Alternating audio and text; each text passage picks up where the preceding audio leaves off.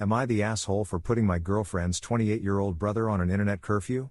About 8 years ago, my girlfriend's younger brother moved in with us after leaving the Marines. The plan was simple: stay temporarily, use his GI Bill, get an education, and figure out a career.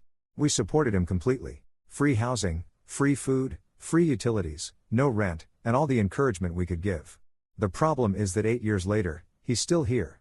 He never committed to school, never held a serious job, and spends almost all day in his room gaming.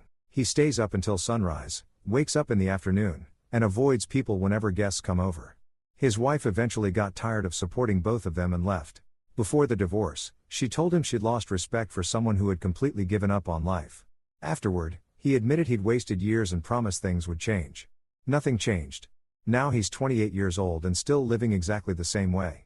Over the years I've brought it up to my girlfriend countless times. She usually says he's working on a plan, studying something, or trying to figure things out. Her parents have also tried talking to him, but everyone seems to have reached the point where they just sigh and move on. 2 weeks ago, after years of frustration, I quietly set the Wi-Fi to shut off from midnight until 6 a.m. Since my girlfriend and I pay the bills, I figured nobody would even notice except him. I was wrong. My girlfriend was furious that I made the change without talking to her first.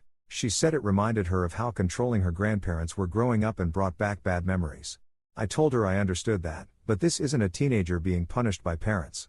This is a 28-year-old man who has spent nearly a decade avoiding adulthood while everyone around him cushions the consequences.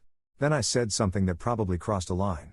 I told her that somehow everyone can sleep peacefully while watching her brother waste his life in a dark bedroom for 8 years, but 6 hours without Wi-Fi is suddenly the crisis.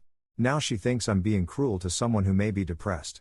I think everyone has spent years enabling self-destruction because nobody wants to be the bad guy. Am I the asshole?